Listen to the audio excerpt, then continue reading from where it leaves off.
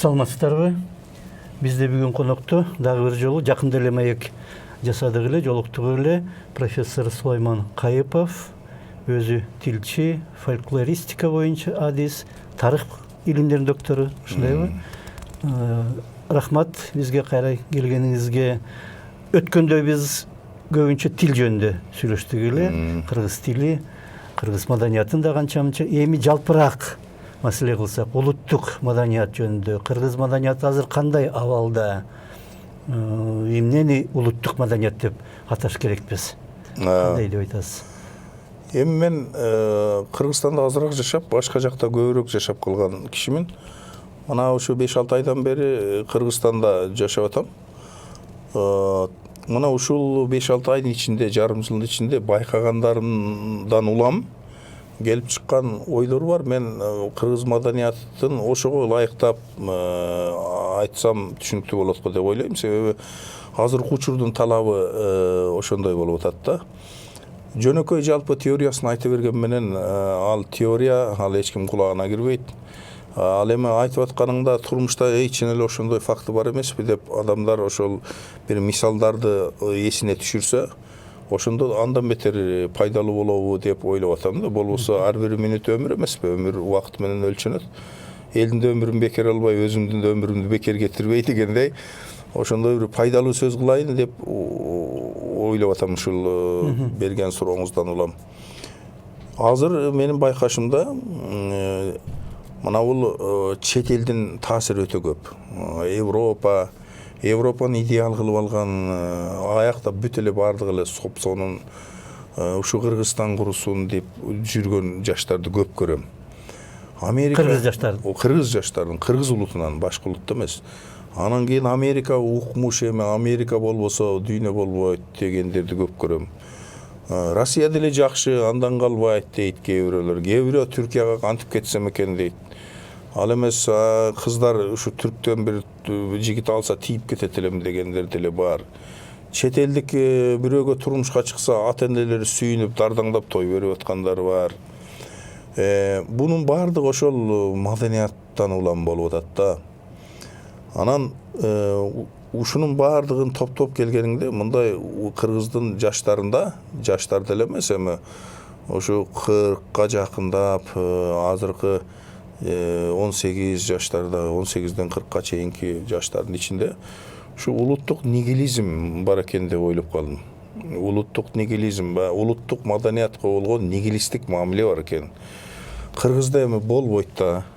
Кыргыздын элитасы жок. Кыргызда ойлонгон киши жок. Кыргыздын маданияты болгон эмес. Жазуусу жок маданиятта маданиятпы. Манас эле дей берет, ал эмне, мен окуй албай койдум деген сыяктуу эле ушундай сөздөрдү мен көп уктум кийинчерээк. Ал эмес, ушунчалык бул мен үчүн, мына менин жашымдагы киши үчүн кээ бир сөздөрдү угуш чоң трагедия. Мисалы үчүн мен үчүн кыргыздын ар бир айтканы туура эмес деп угам. Ал эмес, кыргыздын жаратылышы деле туура эмес имиш да. Кандай үчүн? Ой, ушундай экен да. Бул адамдар кичине кыргыздын өзү жээригенде бүт баардыгын 100% жээрип турган ушу жаштар пайда болуп калыптыр азыр. Мен эми жаштар менен көбүрөөк иштейм да. Ушундай пайда болуп калды. Студенттер менен кетиш керек, эптеп эле кетиш керек. Кетиш керек дейт. Эмнеге кетиш керек? Бул жер болбойт. Демек, өзүнүн родинасы туулган жерим деп эсептебейт экен да. Эртең Кудай сактасын эми, эртең мурда ошондой болуп келгенде согуш чыгып кетсе, мен жеримди коргойм деп автомат алып барып ыйлап согушпайт экен да. Бул жердин эч кандай баасага жок экен да. Ошону айткан кыргыздарга бул топурактардын, бул жердин эч кандай баасы жок экен да. Кетиш керек, тиякта жашаш керек. Наны көбүрөөк жерде жашай берип, ошол жерде өлүш керек да. Идеал кайда? Баягы улуттук идеал кайда? Анан мен ошого таң калам. Мен тарыхты билген киши катары мынау кыргыздын бир уч топурагын алып көрсөң, чүйдөн аласыңбы, оштон аласыңбы, же ат баштан аласың бары бир. Ушу бир уч топурагын алсаң, ошол жерде миңдеген кишилердин каны бар. ошо канга жуурулган да топурак. Ошентип жуурулуп отуруп, анан кийин ушул жерлер бизге келди да. Ошон үчүн биз ушул жерде жашап атабыз да. Ошо кишилер өмүрүн берген да. Биздин ата тек өмүрүн берип, ушулар ушул жерде жашасын деп, ушу бейиштей жерге бизди коюп койгон да. Африкага алып барып таштап койсо көрөт элем. Ошолордун рухуна болгон мындай бир ыйба деген таптакыр жаштарда жок болуп баратат да. Материалистик космополитизм, анан отрицание, мына неме улутту тануу, улуттун маданиятын тануу. Ал эмес, айтып атам го, жер, Кыргыздын жериндей жер жок. Мен далай эле жерди көргөм. Мен ушундай жер эч жерде жок. Ушул Кыргыздын убакыты сөзүнчө бир башка. Ар бир 4 мезгил минутуна чейин туура келет. Кечинде жатасың, эртең менен жаз болдубу? Жаз болот. Кыш боло турган күнү кыш болуп берет. Күз болгондо күз болот. Жай болгондо жай болот. Мындай жер жок да. Шамалы согуп турабы? Согуп турат. Суу агып турат, күнү тийип турат. Каякта ушундай өлкөдө энергетикалык кризис болчу беле я? Болбойт да. Анан бул ошонун баардыгы ошо биздин жанагы духовный, рухий жактан төмөндөп, өзүбүздүн ким экенибизди билбей баратканыбыздан да. Билбей баратабыз. Жакында эле бирөө айтат мага, Манас деп эмне бар? Койчу деп. Мен түшүндүрөйүн дедим, аракет кылдым. Манаста ал көркөм эмес дейт. Болуптур, көркөм эмес болсун. Макул, көркөм эмес болсун. Сенин көркөм табитиң башка болушу мүмкүн, туура келбей калды. Макул. Мазмунун карабайсыңбы? Ал мазмуну согуш эмес. Анан түшүндүрөйүн деп ошого ылайыктап айтып атам да, сен өзү математиканы окуган экен. Эң билген сабагың кайсы? Математикада. Анда давай модельдерден чыгалы. Математикада ар бир формула модель. Ошол сыяктуу эле Манаста да модельдер бар. Кандай модель дейт? Мына мисалы үчүн математикты айтып, ал баарына таанылган да, жана Манкурт деген модельди айтып түшүндүрүп атам да. Манкурт деген бул модель. Бул терс модель. Адамдар болбошу керек, качып кетиш керек. Ушундай болуп калбайлы деп, мындан качыш керек болгон модель. Ошону айтматып ачып койду эле. Которулбай эле, бүткүл дүйнөгө которулбай эле, Манкурт деген түшүнүлөт. Бүткүл дүйнө азыр Манкурт болгондон качат. Мына жалгыз кыргыз ушул айтматып, бүткүл дүйнөгө адамдардын аң сезимин башка жака буруп койду азыр. Мурда артты карачу эмес, алдыга эле кете берчү. Азыр жок. Арттагы тажрыйбабыз эмне экен? Арка жакты билбесек, алды жакты биле албайт экенбиз. Анда болбойт экен деп калды. Өзгөчө батышта ошондой болчу. Батышты бүт өзгөрттү да. Бүткүл адамзатты ушул бир образдын ичиндеги энергетиканы ачып койду эле.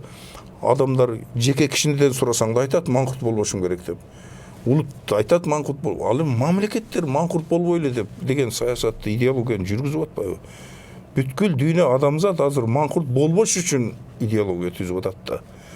Анан кийин мен айттым, ушул деген элдик озек чыгармада ушу Манкурт деген сөз аны мурда аттап эле өтүп кетчү. Аны далай киши жазган, мисалы үчүн казактарда, бирок анын энергетикасын ача алган эмес. Муну айтматып ачып койду. Десем анан түшүнгөндөй болду. Анан мен айттым, Манаста дагы мына дал ошондой модельдер бар. Мисалы үчүн Айкөл деген модель бар. Великодушный дейт. Жок, великодушный эмес. Великодушный деген ал бир эле сапаты.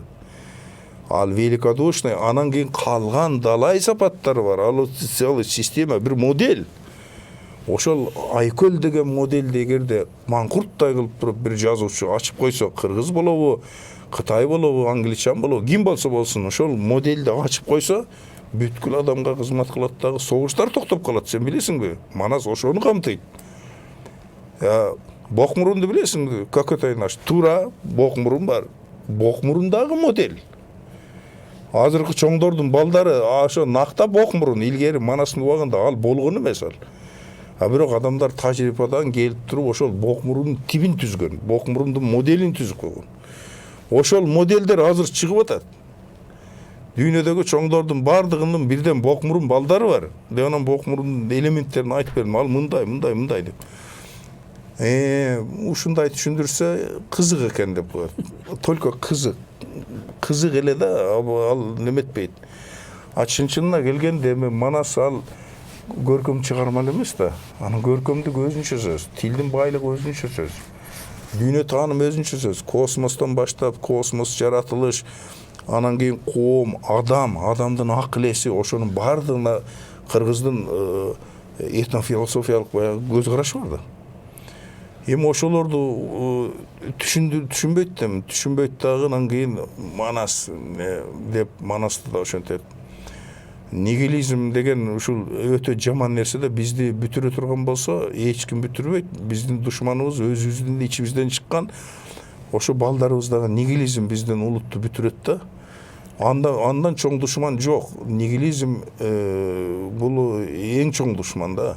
Бирок ал жөн эле пайда болгон жок да. Бир нерсеге жооп катары баягы терс көрүнүштөрдү көрүп, өлкөдөгү болуп аткан үчүн пайда болуп атат да нигилизм. Ошонун баардыгына мына саясий элита айыпкер. Саясий элита айыпкер. Өлкөнү туура башкарбай убагында. Мына эгемендик алдык дедик. Эгемендик алгандан кийин анан чайпалып, нары кетип, бери кетип, оң тетири болуп, бир убактарда аскери жок эле, биз өлкө болобуз, биздин душманыбыз жок деп да чыккан. Аскер керек да. Эми аскерибиздин акыбалы кандай? Муну мен айтпашым керек, бирок айтууга туура келет да. Анан кийин калгандагы маселелер толуп жатат эмеспи? Биз билебиз да, биздин курактагылар билишет. Кыргызстан деген промышленный өлкөгө айланып бараткан өлкө болчу да. Туурабы? Аграрно-промышленный деп орусча жазышу.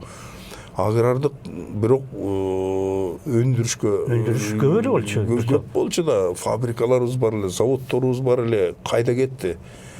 Мына мен дайым ойлойм да, жана Киргизия деген кир жугуч машина бар болчу. Эмне үчүн өнүп турбасын? Иштечү. Ооба.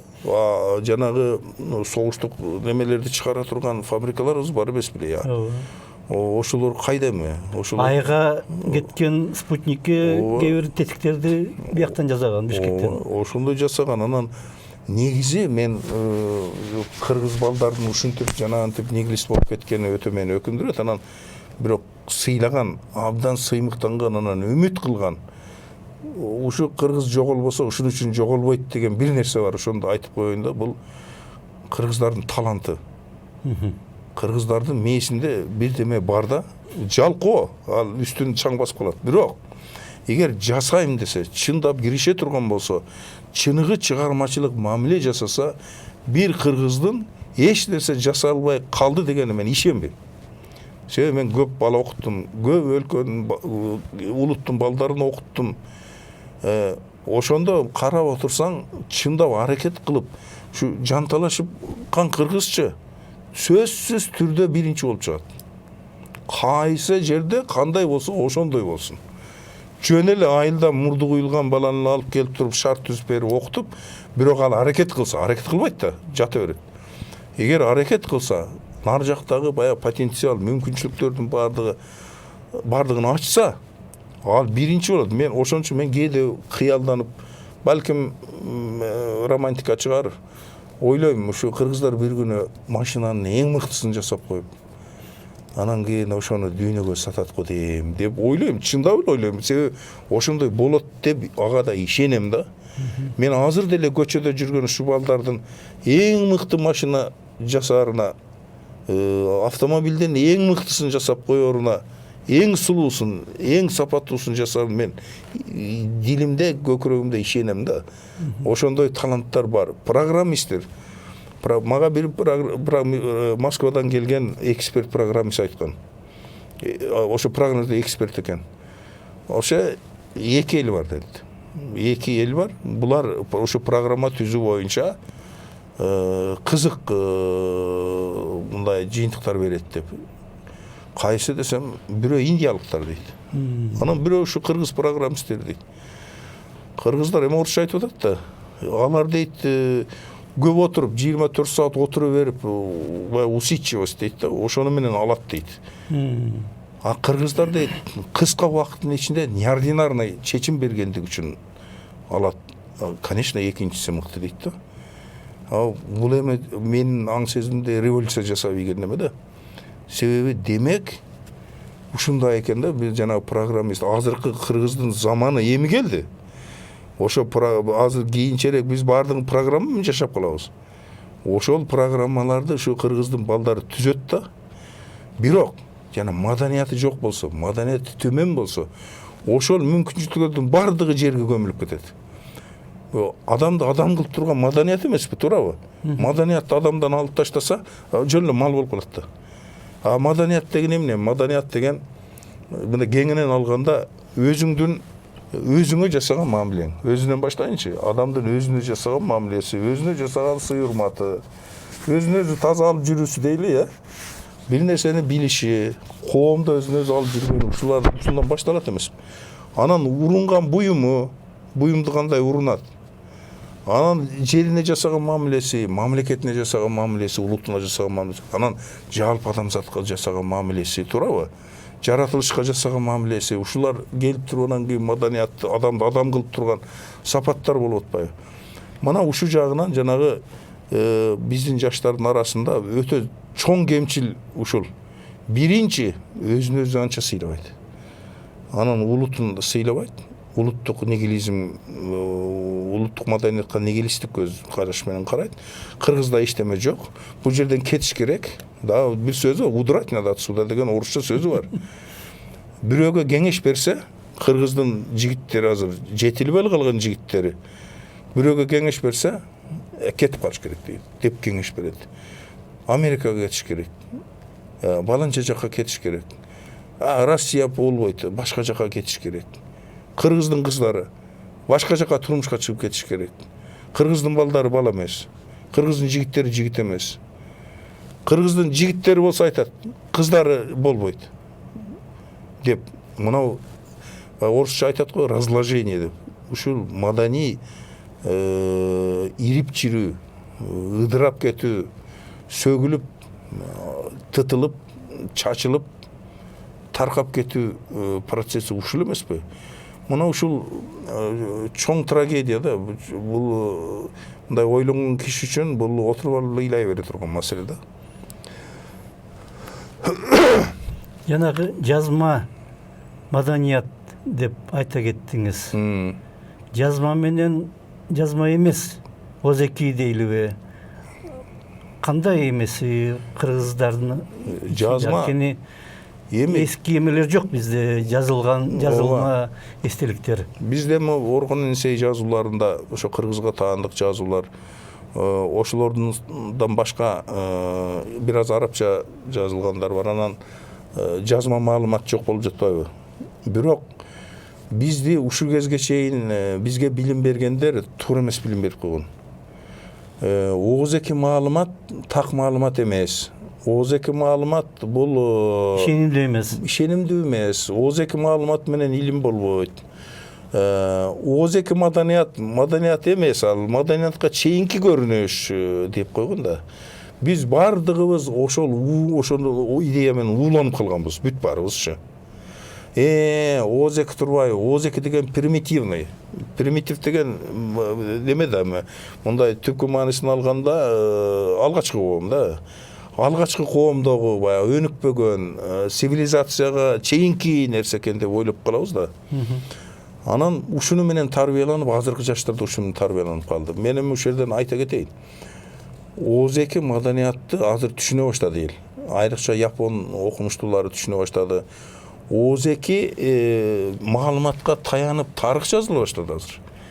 Көрсө, тарых деген адамдын ичинде, кишилердин көкүрөгүндө, акыл эсинде, коомдун акыл эсинде жүргөн нерсе ошол тарых экен да. Бирөөлөр заказ менен жаздырып койгон тарых, ал тарых эмес экен ал. Мисалы үчүн өзгөртүп да коет да. Өзгөртүп коет экен да. Тарыхка субъективизм киргизбеш керек экен.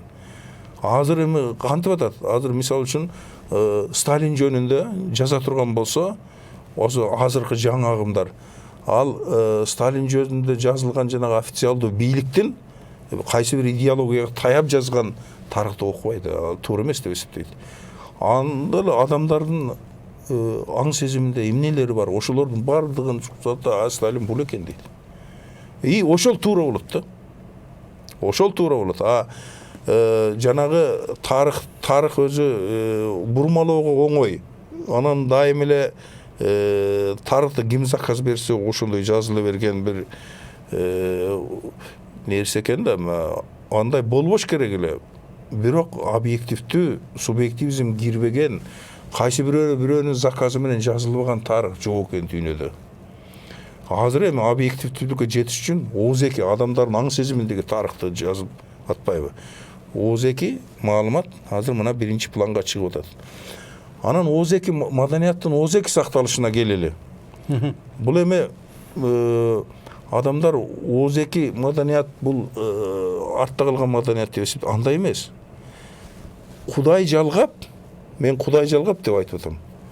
Ушу биз жазуу сызыбызды жоготуп койгон экенбиз. Мен ушундай деп да айтам. Эмне үчүн? Себеби жазуу сызууну жоготуп койгондон кийин бүткүл маалыматтарды сактоонун ооз-эки жолун адамдар иштеп чыккан. ооз-эки кантип сактап калабыз? Акыл эсте сакташ керек. Токтоп тур, жет атаңды айт дейт. Мисалы, жет атасын айтат ар бир бала. Бул эмне кылган, бул эмне кылган деп сурайт. Жок дегенде 250 жылдык тарыхты билет ошону менен. Анын ичинде канча сюжет бар, канча макал бар, канча нерсе бар, канча баян бар, тилдин байлыгы бар. Мына ошол жет атасын айтып отуруп туруп эле жаттатып койгон. Анан буюмдарды, мына кантип жасалат, бул кантип жасалат дегендердин баардыгын ооз-эки эстеп кала турган кылып ошол формуласын иштеп чыгып койгон да. Мисалы, мен дайым айтып жүрөм, студенттерге да айтам, ошону азыр кайталап болсо телекөрүүчүлөр кечирип койсун. Мисалы үчүн комуз. Комуз дейт. Өрүктөн өзүм болсом, карагайдан капкагым болсо, теректен тепкен болсо, ичегиден кылым болсо, аята мен сайрабай ким сайрайт эле дейтимиш дейт. Мына бир эле сүйлөм. Ушул жерде эмне сакталган? Мына ооз-эки формула. Ушул жерде комуз кантип жасалат, эмнеден жасалат? Ошонун баары сакталган да. Бир сүйлөмдө. Бир сүйлөмдө мына жаттап калганга оңой, эстеп калганга оңой, бир айткандан кийин такыр унутулбай калат. Мына ушундайлардын баардыгын иштеп чыккан кыргыз. Бул өтө чоң маданият. Буга жеткен бар, жетпеген бар. Андан кийин Манас. Манаста катмар көп. Манаста баары бар да. Ал Манаста эгерде чукуп чындап ошол ичиндегилердин баардыгын чечмелеп отурса, ал кыргыздын эле тарыхы эмес, бүткүл Орто Азиянын адамзаттын тарыхы бар ал жерде. Бүткүл адамзатка таандык философия бар. Этнофилософиялык анализ жасалган жок да, жасалыш керек да. Аны жөн эле ошо Манастагы тамак ашты изилдесең канча нерсе бар. Манастагы курал жарактарды изилдеп тапчы, эмнелер чыгат. Манастагы музыкалык аспаптарды изилдеп. Ошонун баардыгын ошо жерге бекитип койгон да. Ошон үчүн жанагы ооз-эки маданияттын дагы бир мыкты жагы, жанагынтип жаттатып коюп атпайбы? Жаттатып койгондо ар бир атуулдун башында жандуу жүрөт да бул. ооз-эки маалыматтын эң жазма маалыматтан болгон өзгөчөлүгү жана артыкчылыгы дайыма адамдардын акыл эсинде даяр жүрөт. Колдоно турган кырдаал түзүлгөндө ошону шак алып туруп башынан колдонот. Албетте колдонуунун баардыгы бирдей жасай албайт. Бирок ичинен эң мыкты колдонгону болот. Эң мыкты колдонгону айтканда тигинин акыл эсиндеги ойгонот. Жазуу маданиятынын да кемчилиги бар да. Жазуу маданиятында китепке жазасың, жазгандан кийин бул жакта калбайт. Китептеги китепканада калат. Аны окуш керек, же түшүнүш керек. Убакыт өткөндөн кийин аны түшүнбөй каласың, аны бирөө түшүндүрүш керек. Атайын окуу жайлар болуш керек. Ал эми жанагы ооз-эки маданияттын артыкчылыгы, жана кыргыздын мисалы үчүн миңдеген жылдар бою басып өткөн жолу, ошо кыргызды жок болуудан сактап келген жол ошол ооз-эки маданият. Санжыраны айтат. Азыр Санжыра элди бөлөт деп атпайбы, таптакыр башка да. Санжыра деген бер жагын ала турган болсок, бүтүн кыргыз бир атадан туулган, бир атанын балдары деген чоң идеяны айтат. Андан ары жагына бара турган болсок, бүткүл адамзат бир атанын балдары. Мисалы үчүн тетик Африкадагы бир кара менен менин ушул жерде отурган менин ортомдогу тууганчылыкты Санжира чечип берет да, ошол дагы бир жерге барганда атабыз бир болуп чыгып атат. Гениалдуу да бул Санжира деген, бул өтө гениалдуу нерсе. Эми ошону тескеринен кылып алып туруп, анан кийин уруулардын арасында бөлүшүп, анан кийин жанагы биздин айрыкча саясий элита ошону колдонот да тескери. Анан эл да ишенип алат. Санжира бөлөт турбайбы? Санжира чыккандан кийин ушинтип бөлүшүп калдык. Сен саяксың, сен менин бугумун деп калдык дейт. Жок, андай эмес. А сен саяксың, мен бугумун деп аткандардын баардыгы мурда жакындаштыруунун немеси болгон. Тегин билет да, мисалы, тегин билет. Тегиңди билет экенсиң. Жетата мындай баланча жерден кошулабыз. Экөөбүз бир кишинин баласыбыз дейт дагы, бири-бирине ишенип, керек болсо жортулга бирге чыга берет да, элдин бүтүндүгүн сактаганда. Ошондой ооз-эки маданият, мисалы Манастагы бүткүл макал лакаптардагы, элдик ырлардагы санат насаят ырлар, ошонун баардыгы башта сакталып келген. Даяр болгон, жандуу болгон, колдонууга дайыма даяр болгон. Бир турмуштук бир кырдаал түзүлө калганда, макалды айтканда токтогон баардыгы. Алга мындай деп айтат. Деди, болду, токтойт, нары жагы нары уланбайт ал сөз. Ошону менен ошо башкарылып келгенде алар элдин закону, жанагы конституциясы жана закондору ошолор болгон да. Ошо менен башкарылып келген үчүн ушуга келгенбиз биз. А болбосо жоголуп кетет элек да. Жоголуп кетет болчубуз. Биз ооз-эки маданиятка карызбыз, жана ооз-эки маданиятты аябай өнүктүргөн дүйнөдөгү биринчи эл бизбиз. Мактанат деп айтат көбү. Дүйнөдө биздин ооз-эки маданиятыбыздай бай жана терең маданият жок. Мен дүйнөнүн элдик ооз-эки чыгармачылыгын билген кишимин. Мен окугам баарын. Мындай жок. Мисалы Манастагы Манас сыяктуу эпос жок. Илиада, Одиссея ана мына деп айта берет. Бүткүл дүйнөдөгү эпостор бир баатырдын айланасындагы окуяларды баяндайт. Кайсы бир локалдуу тарыхый окуяны баяндайт. Же болбосо бир өмүр баянды баяндайт. А Манаста мамлекетти жана улутту баяндайт да. Мамлекетти кантип түзүш керек? Бир конфедерациялык мамлекеттин структурасын чийип берет. Анан аны кантип башкарат? Улуттук маселени козгойт да. Кыргыз эми капитализм, социализм болгондо улут болду дейт, бирок аң сезиминде мурда эле улут болуп түзүлүп калганда. Антпесе Манас чыкпайт болчу. Ошо ооз-эки маданият менен жүрүп отуруп, экономикалык жана коомдук экономикалык түзүүсүнө караганда аң сезим алдыга өтүп кеткен. Буну Маркс айткан да, ушундай болот. Алдыга өтүп кетип, аң сезимде кадимкидей улуттук консолидация процесси жүрүп калганда. Капитализм болбой эле. Анан социализмге келгенде шак эле ордуна отуруп калды. А эми эмне болот? Эми бузулуп атат. Бузулуп атабы? Эми бузулуп атат да. Эми улуттук ыдыроо жүрүп атабыз да. Жеке индивидуализм келип калды. Батыштын жекечилиги келип калды да. Биздин коомдун чордонун ким түзгөн? Коллектив түзгөндөй. Үй бүлө түзгөндө. Үй бүлө. Атасы, баласы, кызы, келини, кичинекей үй бүлө же болбосо чоң үй бүлө. Үй бүлөнүн эки түрү бар. Эң жок дегенде ошол түзгөндө. Андан кийин урук, анан кийин уруу, анан канат, анан эл болуп атпайбы? Баары бир принцип менен. Бир принцип менен баары баскыч болуп кетип атпайбы? Иерархиясы бар да. Анан кийин мисалы үчүн ушулардан жоголуп кеткен, ушуларды жоготуп алган элдерде жеке кишилер калып коомдун чордонун индивид түзүп калып атат да. Мисалы Европада ошондой эмеспи? Ошон үчүн анан адам укугу деп, анан бүгүнкү күндө мен эмне кааласам ошол болуш керек. Эмне үчүн менин каалоом ишке ашпайт? Мен жандуу жана жансыз нерселер менен үйлөнгөндү каалайм. Ошого закон чыгарып бер деп атпайбы? Туурабы? Ушинтип атпайбы? А бизде коомдун чордонунда коллектив турат. Коллектив эмне десе ошондой болот.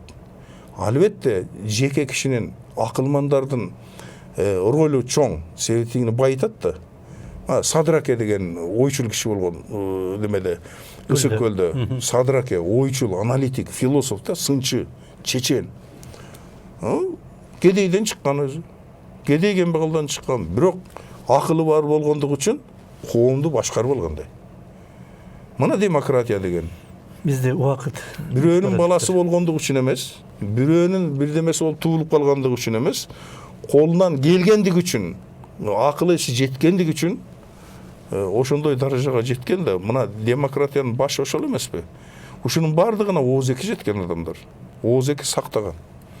Ооз-эки маданияттын, мындай жазма маданияттын алдындагы көп мындай артыкчылыктары дагы бар да. Жазма маданият бул кечеги да. Көп болсо 3000-5000 жыл болду жазма маданияттан чыккан. Адамзаттын чыкканына канча болду? Ошону ооз-эки алып келген да.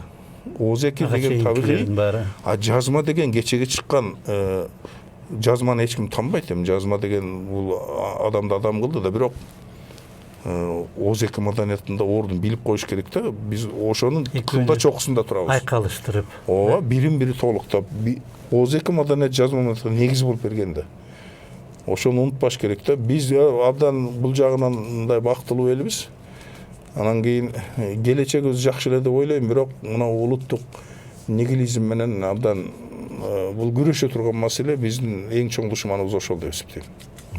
Рахмат сизге, абдан чоң жакшы маселелер көтөрүлдү окшойт. Бизде конокто профессор Сулайман Кайыпов болду, тилчи, фольклорист, тарыхчы. Рахмат сизге. Саламаттыгыңыздар.